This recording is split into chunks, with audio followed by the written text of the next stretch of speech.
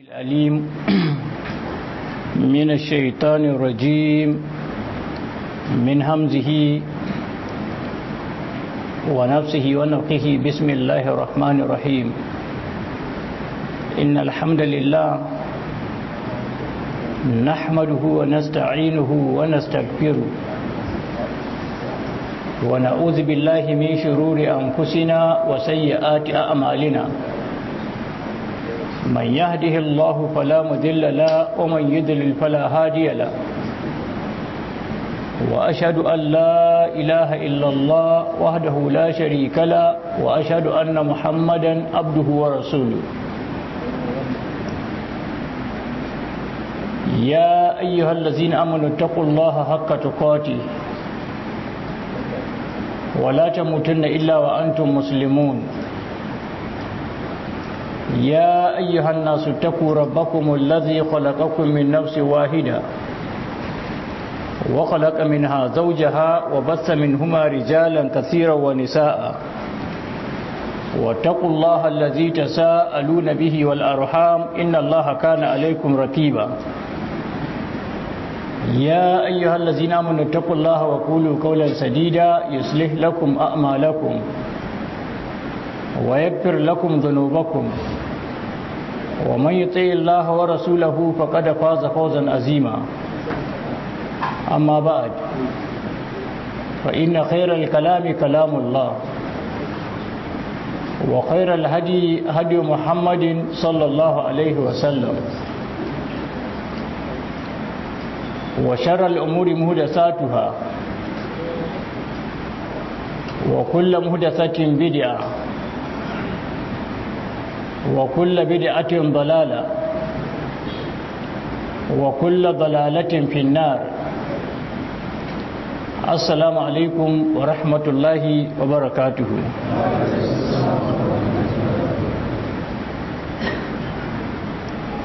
يو أصبر uku ga watan Ramadan, hijirar babban jakadan Allah ko babban majidadin Allah annabi Muhammad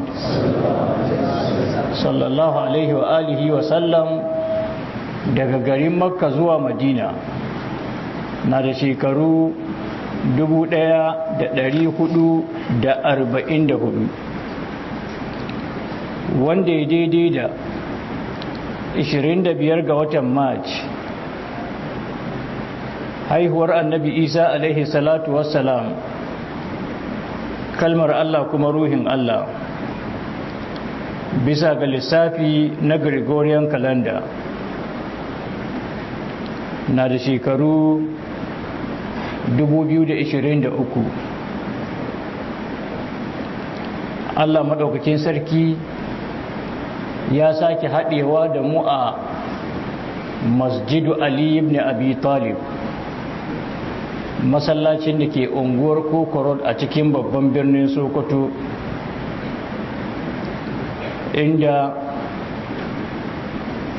muke gabatar da tafsirin alkur'ani mai girma a kowane yammaci na wannan watan na Ramadan, wata mai albarka,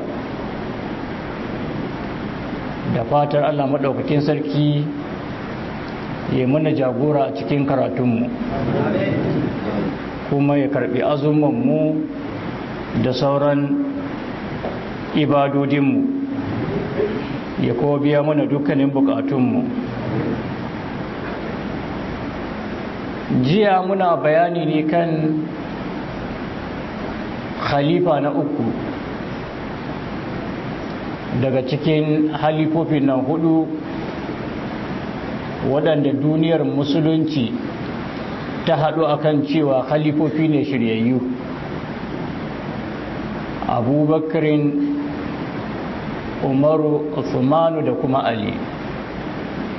To muna bayani ne akan Uthmanu bin Affan, Allah maɗaukakin sarki ya ƙara musu yadda, wanda insha Allah ta'ala yau za mu dora daga inda muka kwana a jiya, inda mun ji yadda musuluncin Usmanu ya kasance. ɗaya ne daga cikin as-sabiqun al-awwaluna min al-muhajirin. sa'annan ɗaya ne daga cikin waɗanda suka taimaki addinin musulunci dukkanin taimako.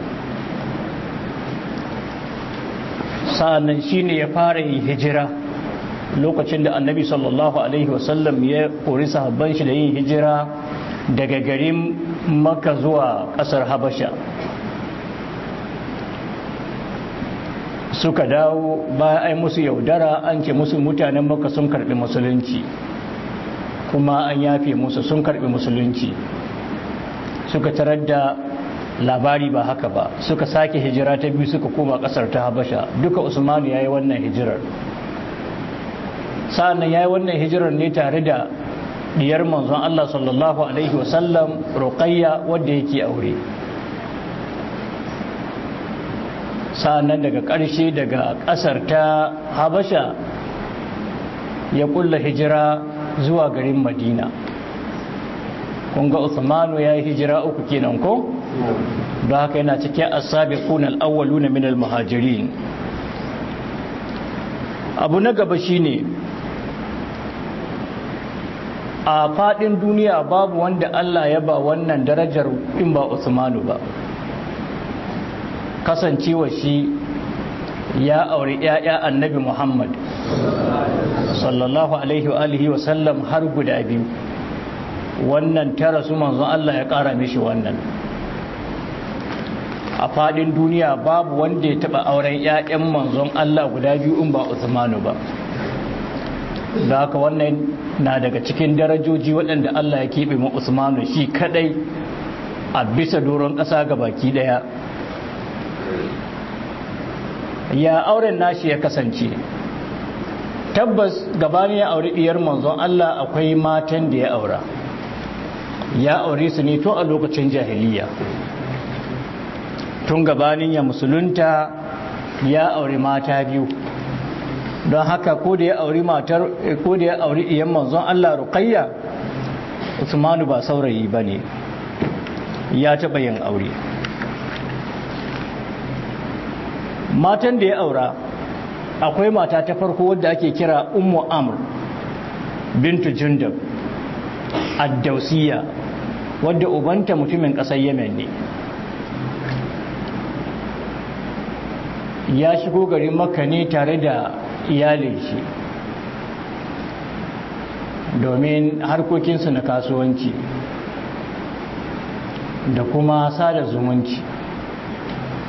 Da ya tashi komawa sai bar wannan diyar tashi Ummu Amr bintu Jundub, sai ya barta, yace ta zauna nan ta ci gaba da karban tarbiyya a garin Makka, domin yana ganin tarbiyyar garin Makka ta fi tarbiyyar gidacen ƙasar Yemen. Da haka sai ya barta hannun aminin shi wanda ya tabbatar da cewa amintaccen mutum ne, shine Umar al-Faruq. A hannun Umar ta tashi har ta cimma wani lokaci. Da lokacin aurenta yayi sai ba Umar dama cewa in ta samu miji a garin Makka a aurar da ita. Amma yana roƙon Umar idan zai aurar da ita to ya dage ya zaɓa mata miji wanda ya karɓa sunan miji, mutumin kirki, domin su ba kuɗi ne himmarsu ba. Umar ya lalaba garin Makka, ya lalaba, ya samu wanda ya fi kowa cika wannan siffar shine Uthman bin Affan. Don haka ya aurar da ita ga Uthman bin Affan. Kuma Allah maɗaukakin sarki ya albarkaci Uthmanu tare da ita, ta haifan mu Uthmanu ‘ya'ya guda 5. Akwai babban ɗanshi wanda ake kira Amr, wanda shine can farko ake mishi alkunya da Abu Amr. Sannan ta haifan mishi Khalid, sannan ta haifan mishi Abana bin Uthman, sannan ta haifan mishi Umar bin Uthman, sannan ta haifan mishi ɗiya mace wadda ake kira Maryam bintu Usman. Don haka tana da ‘ya'ya ɗaya har ‘ya'ya 5 tare da Usman. Haka ma Usman gabanin musulunci ya auri wata mata da ake kira Fatimatu bintul Walid al-Makhzumiyya, wadda ita tana daga cikin 'ya'yan sarauta, 'ya'yan manyan mutane a cikin garin Makka, wadda irin waɗannan 'ya'yan ba a ba kowa sai gwarzon namiji, sai yaro wanda yake mai kirki, yaro wanda yake mai mutunci, yaro wanda yake mai kima a cikin al'umma. don haka Usman ya aure ta, kuma Allah maɗaukakin sarki ya albarkace su da samun 'ya'ya. Ta haifan mu Usman 'ya'ya 3, daga ciki akwai Al-Walid bin Usman, sannan akwai Sa'id bin Usman, sannan akwai Ummu Sa'id bintu Usman. Kun ga 'ya'ya 8 kenan ko? Bayan musulunci kuma Usman ya haifi 'ya'ya 8, wanda ya hada kenan 'ya'ya 16, su ne 'ya'yan da Usman bin Affan ya haifa a duniya. To waɗannan duka ya aure su ne qablal Islam. Ba'dal Islam kuma matar da ya fara aure ita ce Ruqayya, wadda ita ma wata kaddara ce wadda Allah ya aje ta auren Usmanu da Ruqayya, tsari ne na Allah, wanda idan muna son mu san yanda auren ya kasance dole ne mu ɗauko yaya aka yi Usmanu ya karɓi musulunci. Sannan daidai lokacin da yake karɓar musulunci kuma akwai wata ƙadiyya wadda ke faruwa, wadda wannan ƙadiyyar ta zamo sila, ta zamo dalili na Usmanu ya aure Ruqayya bintu Rasulillahi sallallahu alaihi wasallam. Malamai suka ce wata rana Usmanu ya kasance gun wata inna shi, mun san inna ko? Kanwar uwa ko kuma yayar uwa. Wa kanat khalatuhu imra'atan kabiratan wa aqila. Gashi ko wannan innar ta Usman ta kasance tsohuwa ce wadda ta girma, sa'annan kuma mai hankali matuƙa. Kuma wa kana mahamuman, Usman ya kasance a lokacin yana cikin damuwa, domin yayi neman auren Ruqayya bai samu ba. An aurar da ita ga ɗan uwanta wanda ake kira Utuba bin Abi Jahal, bin Abi Lahab. Utuba bin Abi Lahab. Da haka fajalasa inda sai zauna gun wannan innar tashi. Faqala lahu ya Usmanu, sai wannan innar ta ce ya kai Usman, sami ita bil khair, shin ko ka taba jin wani alkhairi? Qala ma huwa, yace wani alkhairi ne kuma? Qala tace rajulun yaqulu, tace ai alkhairi shine wani mutum wanda yake cewa annahu uhiya ilaihi wa annahu bu'isa nabiyyan fina. Mutumin nan da yake ta kururuwa yana fadin cewa an yi wahayi zuwa gare shi, sannan an aiko shi a cikin mu, ya amuru bi ibadatillahi. Tace fa wannan mutumin dare da rana horo yake yi da bautar Allah wahdahu shi kadai, wa bi tarki ibadatil asnami, da kuma barin bauta ma gumaka, wa ya amuru bi silatil arhami, kuma yana horo da sadar da zumunci, wa husnul jawar, da kuma kyautata makwabtaka.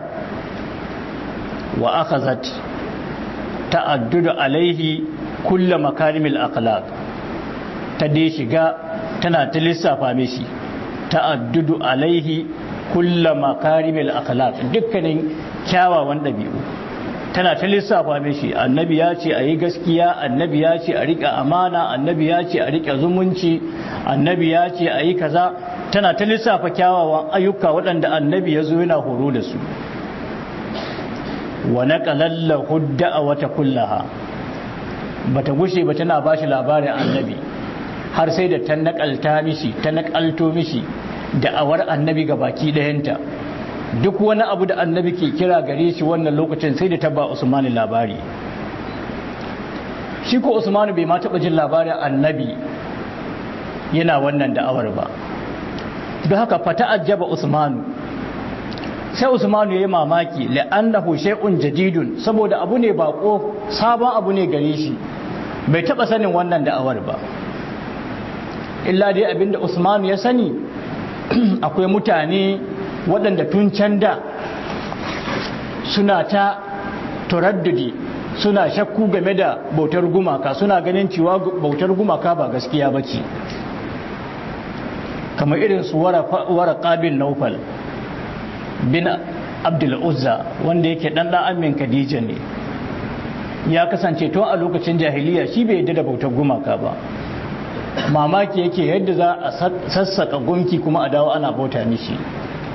Kai fa ka sassaka gunkin nan da hannunka, sa'annan kuma ka dawo kana ta bauta mishi, shi abin yana bashi mamaki.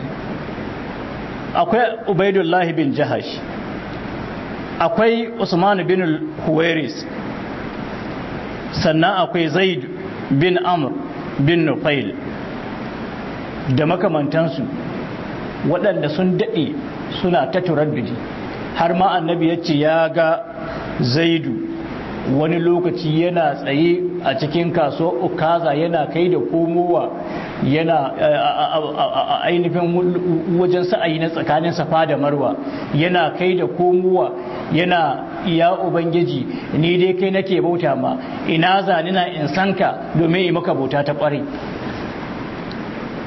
Yana ganin bai kamata a ce ana bauta ma gumaka ba, ɓata ce.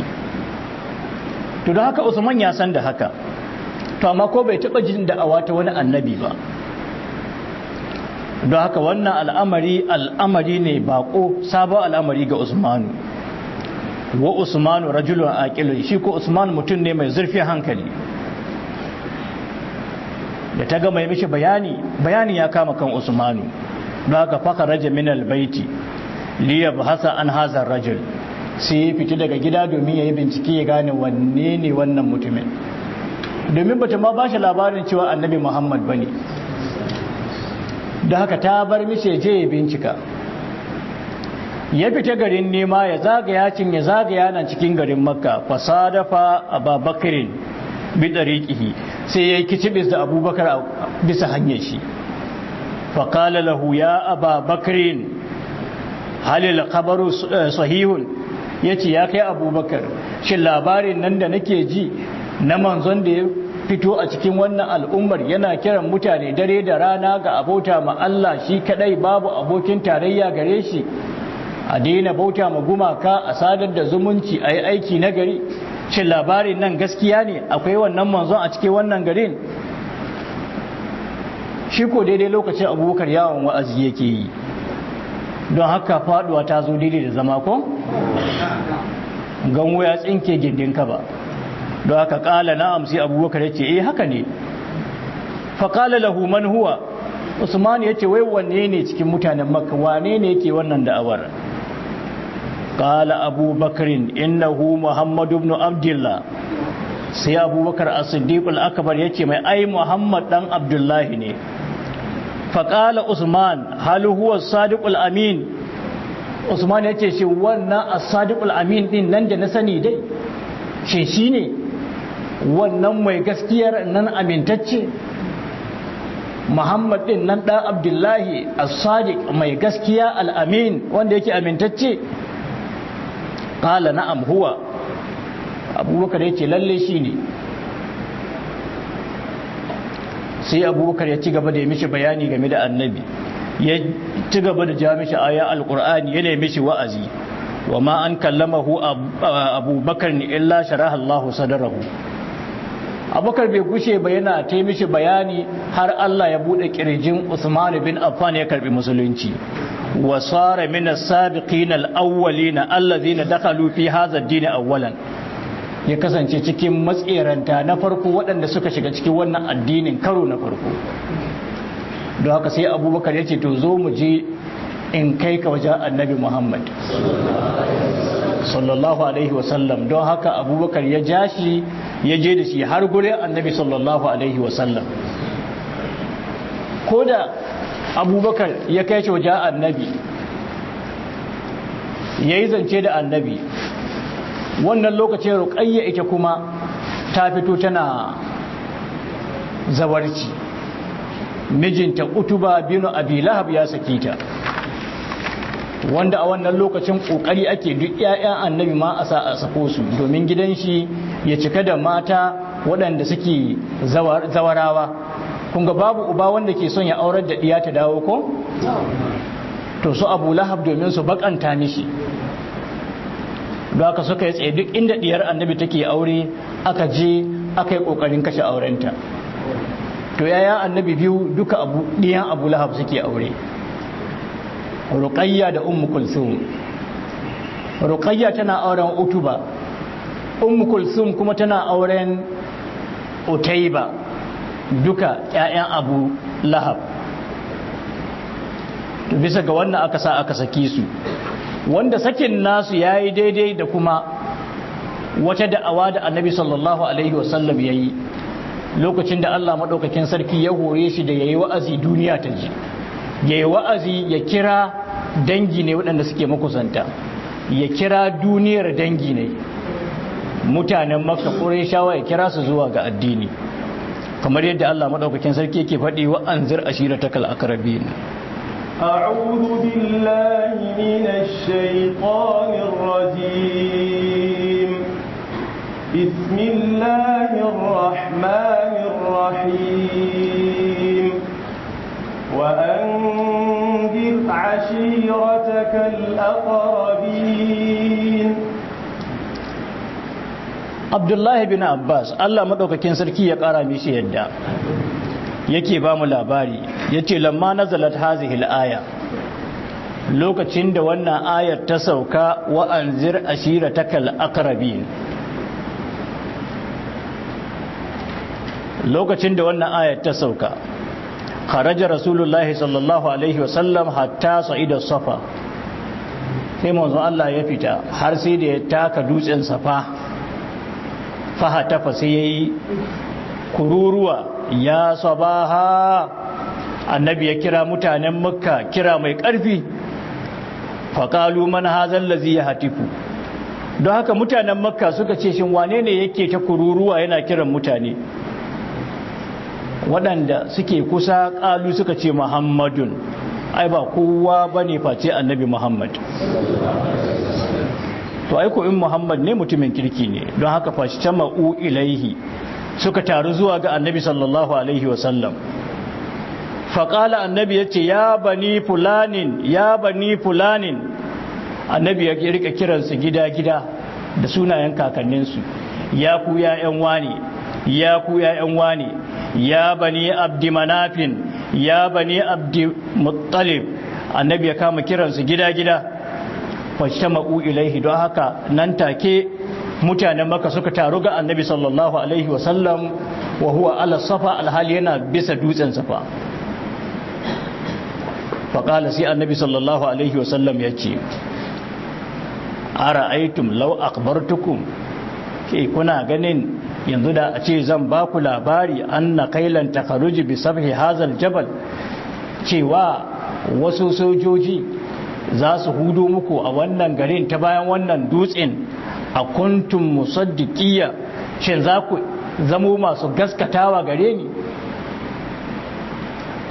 Ga mutane sun cika dubu kan dubu suna tsaye gindin dutsen safa, shi kuma annabi yana saman dutse ya kira su sun taru suna jiran menene ake kiransa kuma. Da haka yake ce musu, shin idan na ce muku akwai wasu sojoji, wasu runduna, wasu mahaya waɗanda suke kawo hari, sun kawo muku hari, ga sunan za su hudo muku ta bayan wannan dutsen, shin za ku gaskata ni? Ƙalu nan take ga baki dai suka amsa, ma jarrabna alayka kaziban, ai ba mu taɓa jarabta ka da ƙarya ba, kai mutum ne mai gaskiya, baka taɓa yi muna ƙarya ba, don haka ba za mu iya ƙaryatar da kai ba. Ƙala sai annabi ya ce, to tunda har kun shaida ni mai gaskiya ne, to ku shaida fa inni nazirul lakum bayna yaday azabin shadid, lalle ni mai gargadi ne zuwa gare ku gabanin zuwan azaba wadda take shadidin, wadda take mai radadi. fa qala abu lahab, annabi na cikin wannan bayanin sai an mai annabi abu lahab yace tabballaka hasara ta tabbata gare ka amma jama'ata na illa lihaza ashe baka tara mu ba sai da wannan alihaza jama'ata na don wannan ne kurum ka tara mu tabballaka hasara da tabewa sun tabbata gare ka Allah madaukakin sarki bai iya jure ma wannan kalmar ta Abu Lahab ba sai Allah madaukakin sarki ya mayar da martani a maimakon annabi tabbat yada abi lahabin wa tabba tabbat yada abi lahabin wa tabba ma aghna anhu maluhu wa ma kasab sayasla naran dhata lahab wa imra'atuhu حمالة الحطب في جيدها حبل من مسد dama sunnar Allah ce a duk lokacin da aka aibanta annabi aka faɗa mishi wata mummunar kalma a lokacin da wahayi na sauka Allah shi yake mai da martani don haka nan take Allah mai da martani Abu Lahab wanda yake amme annabi ne ya soki annabi ya ce mai hasara ta tabbata gare ka sai Allah ya ce a'a tabbati yada abi lahabin wa tabba hannayen Abu Lahab yada abi lahab hannaye biyu na abi lahab tabba wato sun yi hasara sun kuntata wanda wasu malamai suka ce tun lokacin da wannan ayat ta sauka da duk aka waye gari sai hannun Abu Lahab ya rage tsawo saboda a nuna kuncin da hannun shi yayi hannun shi yayi hasara hannun shi ya tabi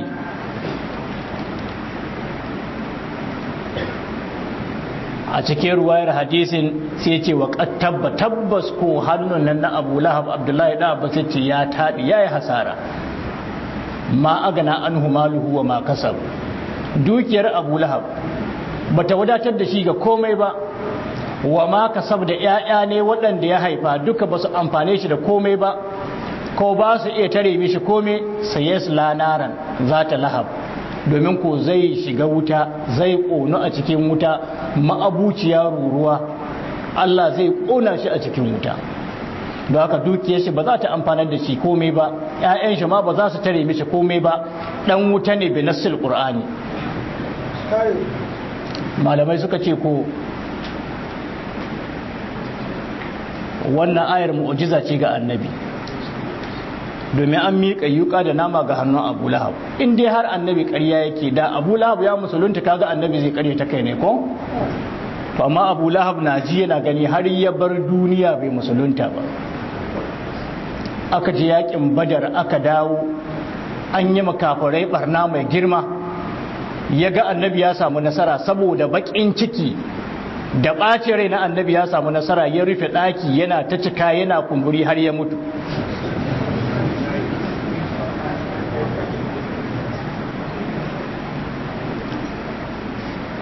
ƙarshenta kuma wuta ta tabbata gare shi to lokacin da aka saukar da wannan ayar ko kuma wannan surar ma baki daya abin yayi ma Abu Lahab zahi shi da iyalin shi musamman ma ciki har da matar shi ake ambata ko wa mar'atuhu hammalatul khatab da matar shi wadda take daukan gulma tana doka kiraruwa na wuta tana hasa wutar husuma da fada tsakanin al'umma fi jidiha hablum min masad tana da wata sarka wadda take alfakari da ita duk matan garin Makka ba mai irinta sai Allah ya ce wannan sarkar banza ce cikin wuyanta akwai wata igiya ta kaba wannan sarkan da igiyan kaba ba su da bambanci to wannan faruwar haka Abu Lahab da iyalin shi suka shiga cikin tashin hankali har mata Abu Lahab din ma ta ɗebo ƙayoyi da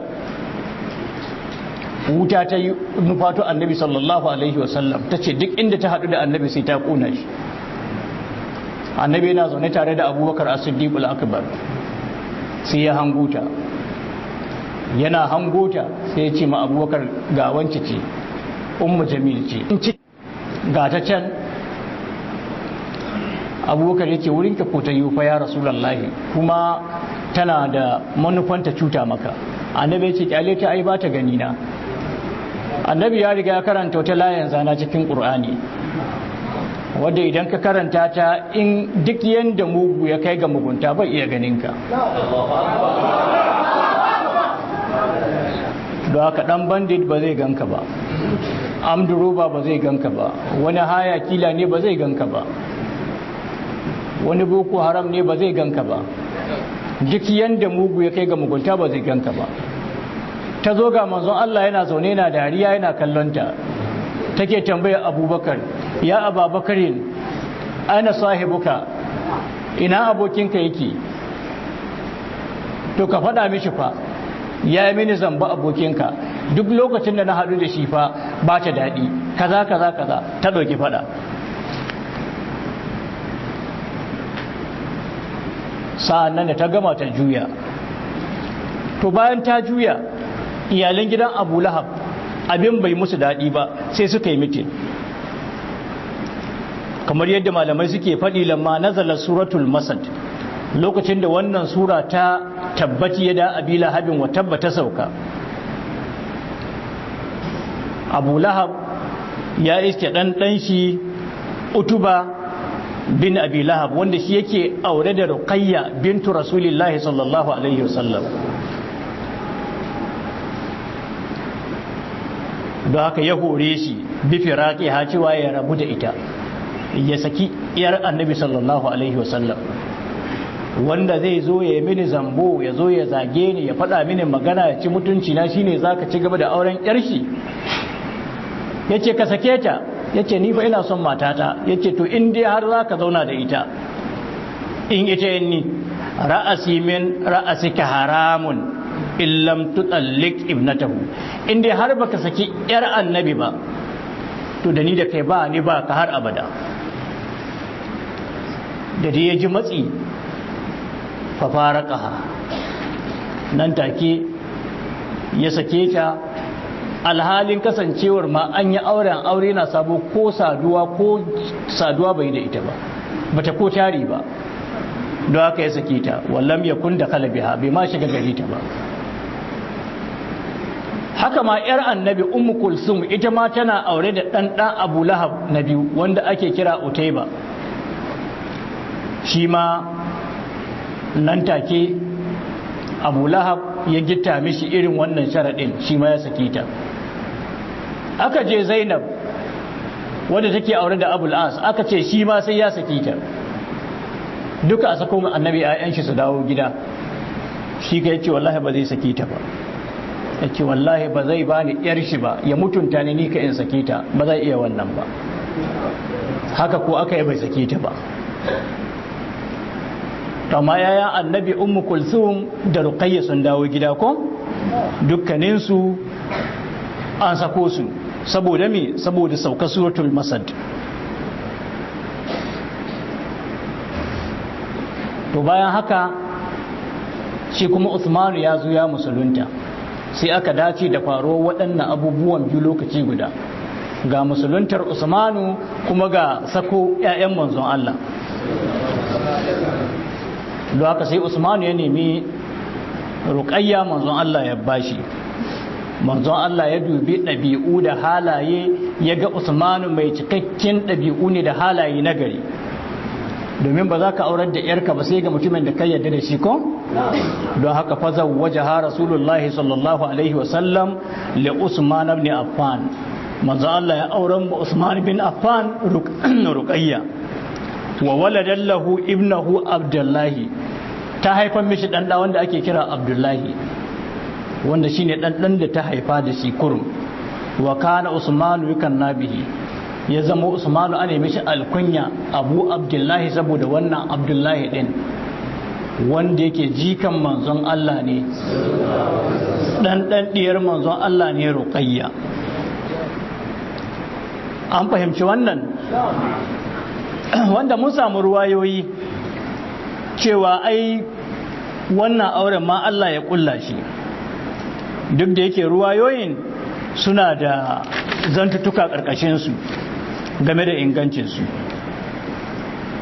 Imamu Tabarani ya zo da hadisi a cikin Mu'jam al-Awsat da kuma Mu'jam as-Saghir, wanda za ka iya samun shi a Majma'u Zawaid na Imamu al-Haythami, hadisi na 14508. Abdullahi da Abbas ya ce annabi sallallahu alaihi wasallama ya bani labari cewa inna Allah azza wa jalla auha ilayya, annabi ya ce Allah ya yi wahayi gare ni an uzawwija karimatayya min Usmana, cewa in aurar da ‘ya'yana biyu masu daraja a gurina ga Usmanu. A ce tun ba a ɗarma auren ba Allah ya ba annabi umarni ko? To sai dai hadisin da'ifi ne, cikin isnadin shi akwai marwaci da ake kira Umair bin Imran al-Hanafi, wanda malama hadisi sun tabbatar da cewa da'ifi ne, ba a karɓar ruwayar shi. Ina fata an fahimci wannan.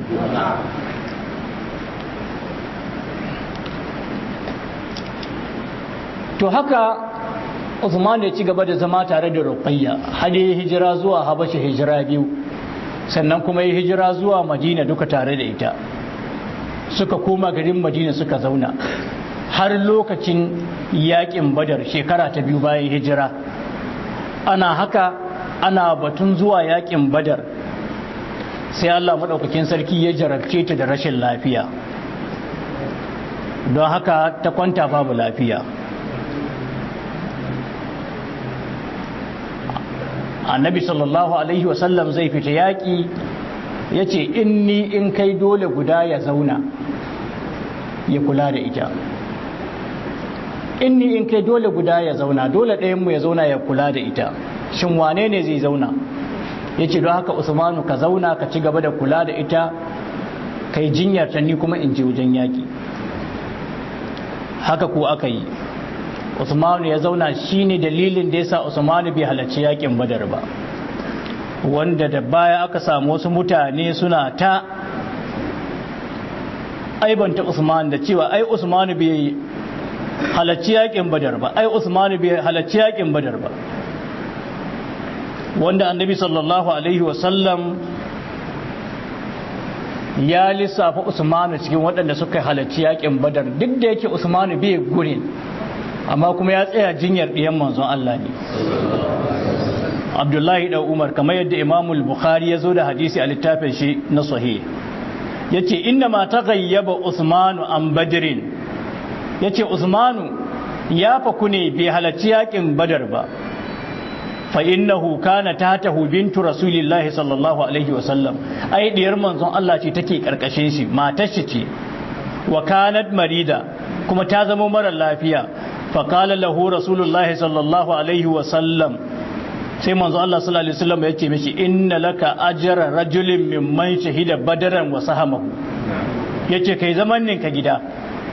Da yaga kaman Usman bai ji dadi ba za a je jihadi ba tare da shi ba, sai manzo Allah yace ai kana da ladan wanda ya halarci yakin Badar da kuma rabo wanda za a ba sojoji na ganima ta yaƙi, kai ma za a raba a baka. Haka ma Usmanu da kai ne ya ambaci irin wannan hadisin, kamar yadda Imam Ahmad ya zo da shi a littafin al-Musnad, cewa lalle annabi ya faɗa mishi cewa ka zauna gida, za a je a yaƙi, kana da lada ta wanda ya ji yaƙin, sa'annan idan aka zo rabon ganima zan raba in baka daidai yadda ni ba kowane mayaƙi. Don haka malamai suka ce ashe ma in za ka lissafa waɗanda suka halarci yaƙin Badar, ka lissafa da Usmanu. Manzon Allah shi ya tafi makin Usmanu. Ina fatar an fahimci wannan. To bisa ga wannan ya tabbatu gare mu cewa Usmanu bin Affan, duk da yake bai je in person yakin Badar ba, amma kuma duk abin da ake samu na falala ya same shi. To ana cikin haka, ana can wajen yakin Badar, shi kuma yana jinyar Ruqayya diyar manzon Allah sallallahu alaihi wasallam. ranar da saƙo ya zo cewa an ci yaƙi, Zaid bin al-Harisa ya zo da albishir na an ci yaƙi, yana shigowa garin Madina ya tarar da Ruqayya diyar manzon Allah ta yi wafati. Manzon Allah sallallahu alaihi wasallam ya dawo tarar da al'amari a haka. Manzon Allah bai ji daɗi ba. Don haka kaga cewa ashe Usmanu surukin manzon Allah ne ko? Kuma har yana da ɗa tare da diyar manzon Allah sallallahu alaihi wasallam mai suna Abdullahi, wanda sunan mahaifin annabi aka samu ɗan. Tara su tabbat ɗan, wa zai rika ɗan? Ana tunanin haka sai manzon Allah sallallahu alaihi wasallam ya ce ma Usman, yanzu kam tunda da ya Ruqayya ta bar duniya, idan kana da bukata ga yarta na Ummu Kulsum tare aka sako su, ka zo in aura maka ita. Wanda duk duniya babu wanda ya taba samu wannan darajar in ba Usmanu ba. Mun samu hadisi, Ibn Majah ya zo da wannan hadisi a littafin shi na sunan, duk da yake hadisin bai inganta ba, daga Abu Hurairah Allah madaukakin sarki ya kara mishi yadda. Yace annan nabiyyi sallallahu alaihi wa sallama laqiya Usmana inda babil masjidi, manzon Allah ya hadu da Usman a daidai kofar masallaci. Fa qala ya Usmanu, haza Jibrilu akhbarani anna Allah qad zawwajaka Umma Kulsum. Yace ya mala'ika Jibril ne wannan, yanzu ya bani labari cewa Allah ya aura maka da Ummu Kulsum bayan wafatin matarka Ruqayya. Bi misli sadaqi Ruqayya, da kwatankwacin sadakin Ruqayya, ala misli suhbatiha, akan kwatankwacin zamantakewa irin wanda kuka yi da ita. To duk da yake hadisin bai inganta ba,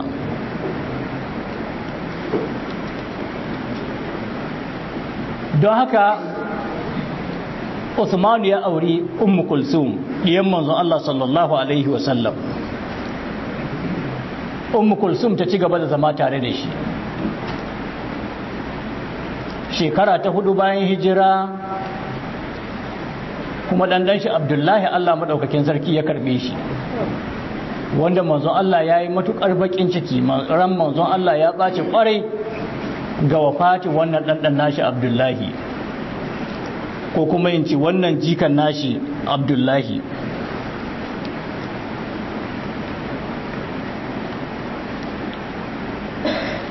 To wannan Ummu Kulsum din ta ci gaba da zama tare da shi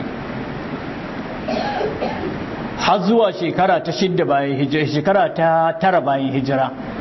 Kun ga ta yi da shekara ta 3 da aka ɗarma musu aure zuwa shekara ta 9, ba shekaru 6 ba? Ta zauna hannun shi shekaru 6 kenan. Shekaru 6 hannun shi, tana mata Usman bin Affan, ba ta taɓa haihuwa tare da shi ba. Sa'an nan ita ma Allah maɗaukakin sarki ya karɓi ranta. Don haka ya auri 'ya'yan manzon Allah guda biyu, kuma kowaccensu ta zauna tsawon lokaci da shi. Ruqayya ma ta haifi ɗan Abdullahi tare da shi. Sa'an nan ita Ummu Kulsum ba ta haihu da shi ba. Allah maɗaukakin sarki ya karɓi ranta shekara ta 9 bayan hijira, a ƙarshen rayuwar Annabi sallallahu alaihi wasallam. Wanda ma aka samu ruwayoyi daban-daban, kamar abin da yake a cikin littafin Majma'u Zawaid, hadisi na 14509 daga Abu Huraira, Allah madaukakin sarki ya kara mishi yadda, cewa lokacin da Ummu Kulsum ta yi wafati, Annabi sallallahu alaihi wasallama ya tsayo akan kabarinta, faqala yace ala aba ayyimin, babu uban wata zawara, wata wadda ba ta da miji, ala akha ayyimin, babu dan uwan wata wadda ba ta da miji, yuzawwijuha Usmana, wanda zai ba Usmana aurenta. Manzo Allah kira yake, ina za a samu wanda zai ba Usmana aure, ya gaggauta ya ba Usmana aure. Yace falau kunna asharan, yace da iyana sun zamo su 10, lau zawwajtuhunna Usmana, da na aurar da su ga Usmana ɗaya bayan ɗaya, wannan ta rasu in bashi, wannan ta rasu in bashi, har ƴaƴa 10. wa ma zawwajtuhu illa bi wahayin minas sama, kuma ni ba auren mishi da kowace daga cikin ƴaƴana ba face da wahayi daga sama. Sai dai wannan hadisin cikin isnadin shi akwai rauni. Abdurrahman bin Abi Zinad duk da yake babban malami ne, amma malamai sun tabbatar da yana da rauni ta gefen haddashi, yana da rauni, yana da itirabat cikin ruwayoyin shi. Yahya ibn Ma'in, Ibn al-Madini, Imamun Nasa'i duka sun raunanar da shi. Imamu Ahlus Sunna wal Jama'a wato Imamu Ahmad shi ma ya ce da'ifi ne ta gefen haddashi. Haka ma duk da Ibn Hibban tare da sauƙin lafazin shi yana cewa fala yajuzul ihtijaj bi khabarihi idan farada, idan da ya ruwaito hadisi shi kadai to ba aiki da hadisin. Haka ma an samu ruwayoyi masu kama da wannan, kowace dai daga cikin ruwayoyin ba ta rasa wani abu na rauni daga ciki, wanda yana nuna maka wane ne Usmanu, wanda manzon Allah zai auren ma diya ta rasu kuma ya ƙara mai. Yanzu ko mutum ya auren maka yar shi ta rasu ya ƙara maka, ai ya nuna akwai alamar gamsuwa da kai ko? Da bai gamsu da kai ba lokacin da ta rasu da bai ƙara maka ba, amma saboda gamsuwar da ya yi da kai ta rasu kuma ya ƙara maka. Kuma ga ruwayoyi duk da yake kowace ruwaya daga cikinsu tana da rauni. Wani wuri yana cewa inda ‘ya'yana 100 ne su kama rasuwa hannunka ɗai da na auren maka su 100 ɗin nan. Wata ruwayan kuma 40, da ina da ‘ya'ya 40 su kama rasuwa hannunka ɗai da na auren maka su. Wata ruwaya ta ce da ina da ta 3 ma da na ƙara maka. Duka dai ruwayoyin cikin isnadinsu suna da rauni. To yawa musulmi mu dubi irin waɗannan zaratan mazaizai waɗanda annabi sallallahu alaihi wasallam ya yadda da su kuma ya aminta da su, har a iya cewa za mu iya aibantawa ko kuma mu iya suka ga ɗaya daga cikinsu, musamman shi Usmanu, wanda yana daga cikin waɗanda aka fi yawan suka. Makiya musulunci sun fi mai da hankalinsu, sun fi karkatar da makamansu wajen aibanta Usmanu, wanda gashi surukin manzon Allah ne kuma ya haifan ma manzon Allah jika, sannan shi kadai ya taba auren ƴaƴan manzon Allah har guda 2. Amma kuma tare da haka mai iddia'in musulunci kuma ya iya bude baki ya ce zai iya aibantawa ga wannan gwarzon namiji, ga wannan mutumin na kirki. Kun ga wannan ba karaman taɓewa ba ce, kuma wanda duk ya sake ya zamo cikin masu aikata irin wannan aikin babu shakka ya zamo cikin masu aikata ɗaya daga cikin mafi munin laifuka.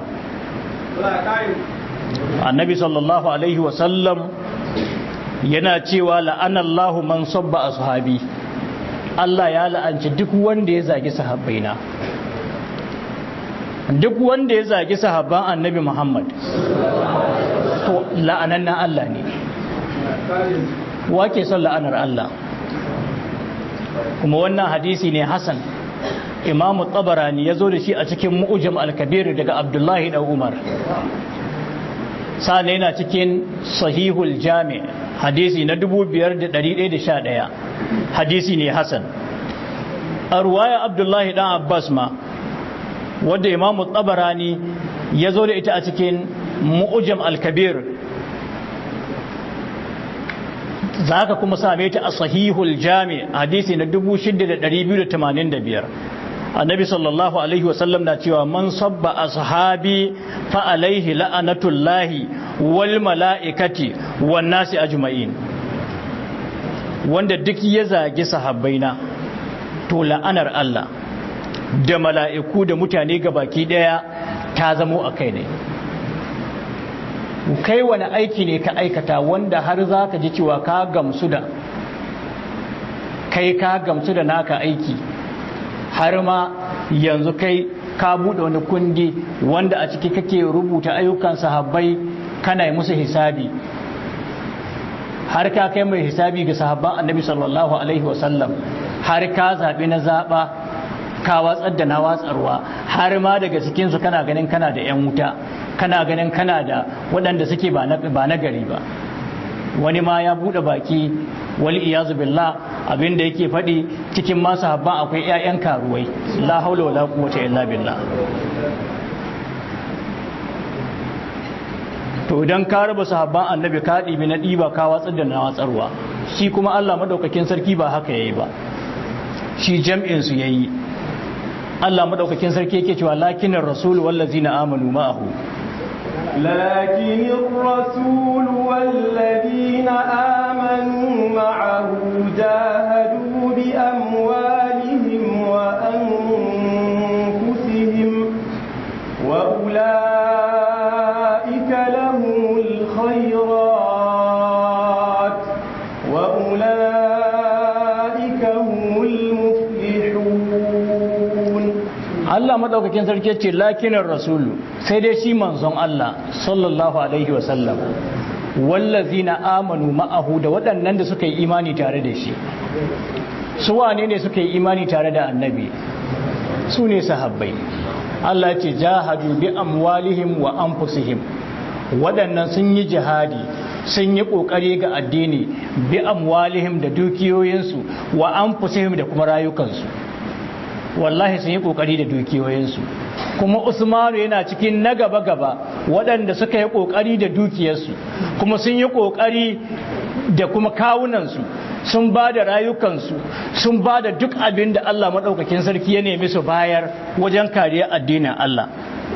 Kadiba fa lokacin da aka yi yakin Uhud, an jin masu habbai rauni matuƙa, abin har ya kai ga annabi sallallahu alaihi wasallam shi ma an ji mishi rauni, an kare haƙora annabi har ya kai ga bai iya sallah tsaye, zaune ma yake sallah saboda aima annabi rauni. Sahabbai an kashe wasu, sun yi shahada, waɗanda suke rayan ma wasu an jikkata su, wasu ko tafiya ba su iya yi. Sai labari ya samu annabi ga Abu Sufyan tun ya ce su zagaya su bar filin Uhud, su zagaya su yi garin Madina su cimma iyalan musulmi su jikkata su.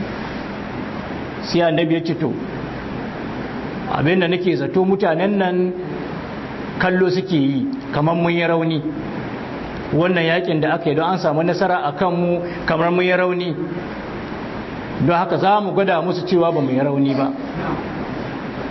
Annabi ya tashi ya ce ina mutanen da za su iya zabura su ɗauki takubbansu su sake bin kafirai, ina waɗanda za su bi kafirai da takubba? Ga mutane kwakwance cikin jini, wani sai an share mishi jini ma yake iya gani. Annabi na faɗin haka, ina waɗanda za su iya aikata wannan aikin?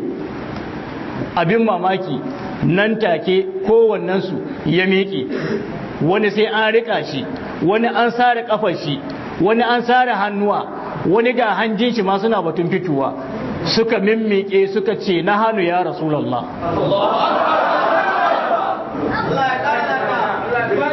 suka ce mu ne za mu iya aikata haka ya Rasulallah.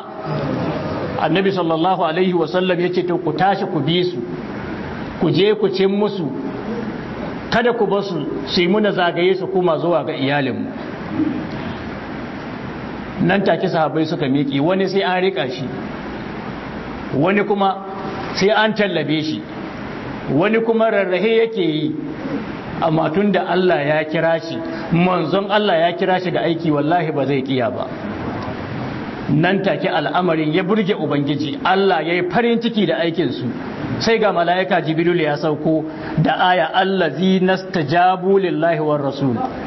الذين استجابوا لله والرسول من بعد ما أصابهم القرح للذين أحسنوا منهم واتقوا أجر عظيم. Allah madaukakin sarki ya saukar da aya yana yaban waɗannan sahabban, waɗanda wasu mutane su kuma ba su da na kushewa in ba sahabban ba. Yace allazi nastajabu lillahi, waɗannan da suka karba kiran Allah suka karba ma Allah war rasuli haka ma suka karba ma manzon Allah min ba'd ma asabahumul qarhu bayan rauni ya same su an jin musu raununuka daban-daban wani yana da sara ga kanshi sai ka sa hannunka cikin kanshi inda aka yi sara har kashi ya kare wani an kwakwale idan shi wani an cire hanci shi wani an cire kunnuwan shi ga su kwakwance cikin jini cikin wahala sun yi kwanaki ba su ci abinci ba suna cikin wannan yanayin manzon Allah na kira kawai sai aka ga suna miƙewa nan take abubakar as-siddiqul akbar ya miƙi ya daga takobi ya ce ya rasulullahi na karba ma Allah kuma na karba ma manzon Allah abubakar na miƙewa nan take zubairu bin al-awwam shi ma ya miƙe nan take sahabbai suka rika miƙewa sai da aka samu mutum 70 a wannan lokacin sun miƙe sun ce mun karba ma Allah ko mun karba ma manzon Allah duk abin da zai same mu ya same mu inda wajen karba mu kiran Allah ne don shi ne ummul mu'minina Aisha take dibin Urwa dan Zubair tace wallahi ya kai Urwa kana abuka min allazina stajabu lillahi war rasul min ba'di ma asabahumul qar tace babanka Zubairu yana cikin waɗanda sun karba ma Allah kuma sun karba ma manzon Allah bayan raununuka sun same su an jin musu rauni babu radda manzon Allah zai kira ya ce yana buƙatar wani abu face sun yi babu rana babu dare don haka Allah ya ce sun yi ƙoƙari sun yi jihadi fi sabilillahi bi amwalihim da dukiyoyinsu wa anfusihim da rayukansu sun ba da rayukansu sun ba da komai nasu ula'ika lahumul khairat Allah ya ce wallahi alkhairori masu yawa sun tabbata gare su ba alkhairi guda ba alkhairori da dama alkhairi a duniya alkhairi a kabari alkhairi a farfaje kiyama alkhairi a cikin aljanna don haka mutane ne na alkhairi wa ula'ika humul muflihun kuma waɗancanan ka su ne waɗanda suke masu samun babban rabo a gobe kiyama to amma kuma a yau wani bai da na aibantawa in ba irin waɗannan zaratan mazizan ba bai da na aibantawa za mu zo za mu ji yadda manzon Allah ya tashi ya kira an ce mai ga kafirai can fa za su kami shahari don haka sai ya ɗauki mataki annabi sallallahu alaihi wasallam ya shirya yakin Tabuk ya zo miƙe ana cikin lokaci na wahala ana cikin yunwa da ƙishirwa annabi ya miƙe cikin sahabbai ne ya ce man zallazi ya ƙuridullah ƙardan hasanan wane ne zai bayo Allah rance mai kyau ka zo ka ga abin da sahabbai suka yi wani sahabi ya shiga gidan shi ya lalaba babu komai cikin gidan shi face da bino wanda za a ci abinci ne abincin gidan shi yara na kuka mata idanu sun yi jajir saboda yunwa shi ma baki ya bushe jiwa yake gani saboda yunwa ga Allah na bukata ga shi yana bukata ga mata ne na bukata ga 'ya'ya ne na bukata ya duba kai shi wallahi ya fi son Allah ya fi son manzon Allah bisa ga kowa don haka ya kwashi da binon nan ya ce wallahi ba za ku ci shi ba ni ma wallahi ba zan ci da binon ba ya ɗauki da binon ya zo gaban manzon Allah ya zube da bino ya ce ya rasulallahi Allah ya san ban mallaki komai duniya ba in ba wannan da binon ba da na mallaki wani abu da ban ɓoye shi gare ka ba ya rasulallah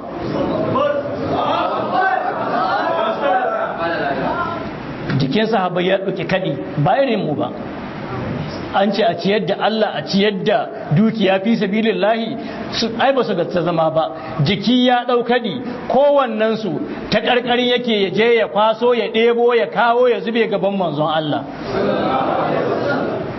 haka aka yi ko suka kwakwaso dukiyoyi suka zube gaban manzon Allah a wannan lokacin sai da aljanna ta tabbata ga Uthman bin Affan sai da manzon Allah ya yi ma Usmanu bishara da aljanna, saboda ko Usmanu ya aikata komai.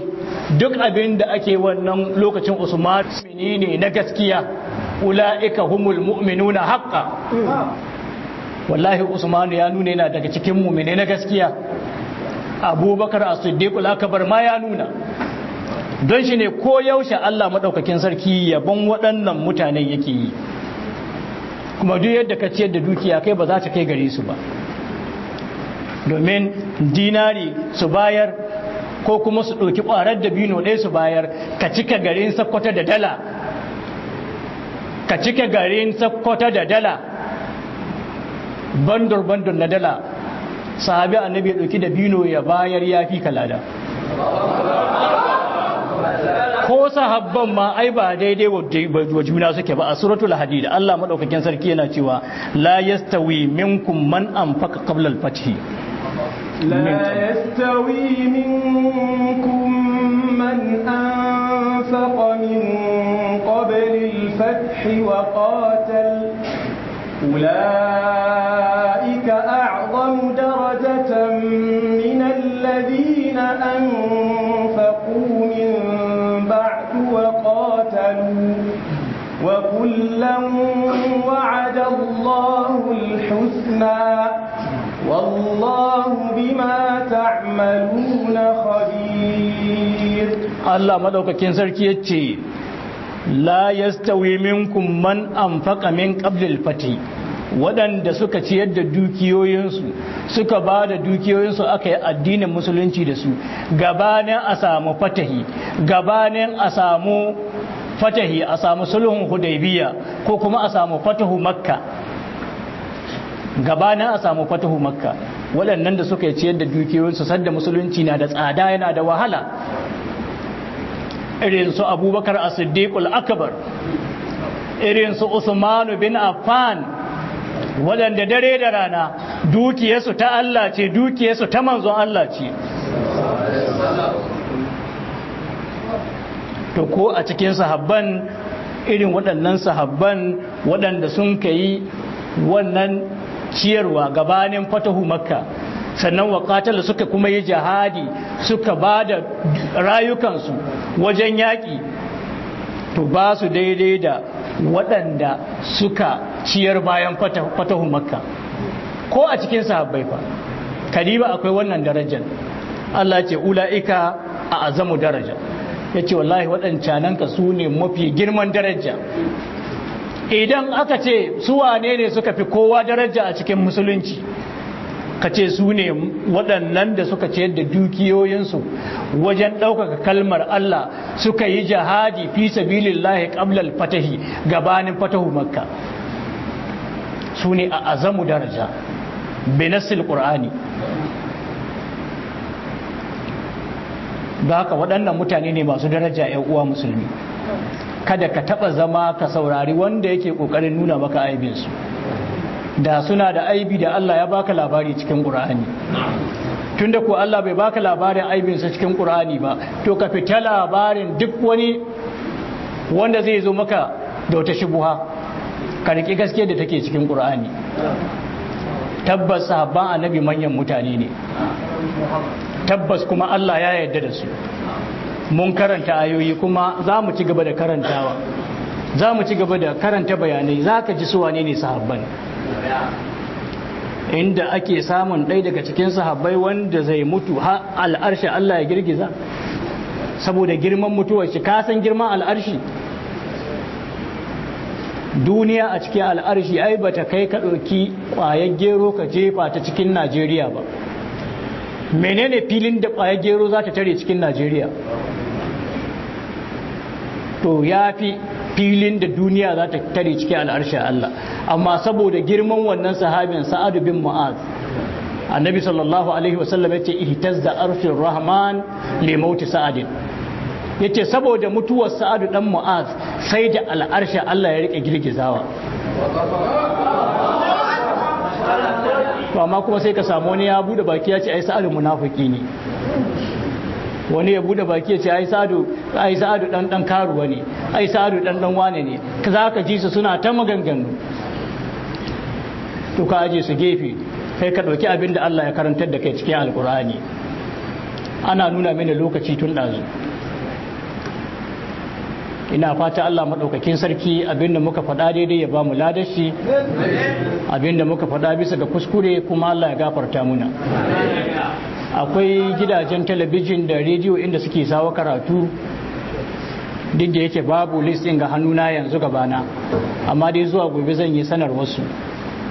Akwai Sunna TV ta Kano suna sawowa, ina ganin wuraren karfe 10 ne zuwa 11 na dare ko Sunna TV ta Kano. Sa'annan nan Sokoto ma akwai gidajen rediyo su Bishe FM, su Garkuwa FM, su Alu FM ne menene da sauransu, duka suna sawa. An gane, gobe dai za mu faɗa muku. Sa'annan akwai waɗanda suke samun karance-karancen ta hanyar abin nan WhatsApp da makamantansu. To bana muna fuskantar challenges, wasu suna hakin ɗaya account ɗin. An yi hakin na account na Haruna, muna cikin lamari kuma aka zo ga na Abdullahi, waɗanda suke hannun shi muna ciki kuma aka zo ga na Abu Ammar. To ba mu san ko suwa bane, amma dai muna kyautata zaton ko suwa ne to ba su da ra'ayi ga addinin musulunci. To muna roƙo Allah madaukakin sarki ya shiryar da su, muna roƙo Allah ya shiryar da su. ربنا آتنا في الدنيا حسنة وفي الآخرة حسنة وقنا عذاب النار. ربنا لا تزغ قلوبنا بعد إذ هديتنا وهب لنا من لدنك رحمة إنك أنت الوهاب. الحمد لله رب العالمين الرحمن الرحيم مالك يوم الدين إياك نعبد وإياك نستعين اهدنا الصراط المستقيم صراط الذين أنعمت عليهم غير المغضوب عليهم ولا الضالين. يا الله كبيا من بقاتوچin mu na alkhairi, ya Allah ka biya mu na bukatocin mu na alkhairi. Akwai marasa lafiyar mu waɗanda suke gida da waɗanda suke asibiti, Allah ka ba su lafiya. Akwai mutane da dama waɗanda suka ce a yi musu addu'a, suna da bukatoci a gurin Allah, ya Allah ka biya musu bukatocinsu. Akwai waɗanda suke tsaye wajen ganin cewa tafsirin nan ya gudana, tsakanin waɗanda muke tsaye da su muna aiki da sunan, da waɗanda suka sa dukiyoyinsu, da waɗanda suka ba da shawarwarinsu, da waɗanda suka taimaka da kalma mai kyau duk inda suke, ya Allah ka saka musu da alkhairi. Ya Allah ka yalwata arzikinsu, Allah ka yalwata arzikinsu, Allah ka kare musu buɗe, Allah ka yi mazuri su albarka, Allah ka yi mazuri su albarka, Allah ka tsare su daga dukkanin shari, Allah ka taimaki masu taimako addinin musulunci duk inda suke, Allah ka taimaki masu taimako addinin musulunci inda duk suke. Ya Allah ka tsare ƙasarmu daga sharin waɗannan bandit da sauran 'yan ta'adda waɗanda suke adaban mutanenmu, musamman nan gabashin Sokoto, Zamfara, Katsina, Kaduna, Naija da sauran birane kamar can gabas kuma irin su Borno da su Yobe da makamantansu. Ya Allah ka kawo mana ƙarshen waɗannan maƙiya na addinin musulunci. Allah ka kawo muna ƙarshen su, Allah ka kawo muna ƙarshen su, Allah ka ba mu zaman lafiya a cikin garuruwanmu da biranenmu da ƙauyukanmu da unguwanninmu da gidajenmu da zukatanmu. Ya Allah ka ba mu lafiya da zaman lafiya cikin ƙasarmu gabaki ɗaya. Ya Allah ka taimake mu, ya Allah ka taimake mu. Marigayenmu ya Allah ka gafarta musu, ya Allah ka gafarta musu. Mu kuma idan tamu ta zo ka samu cika da imani. Allah ka tayar da mu a cikin inuwa al'arshi gobe kiyama, ranar da babu wata inuwa face inuwa ka ya Allah. Ya Allah ka ba mu makwabtaka da annabi Muhammad sallallahu alaihi wasallam a gidan aljanna.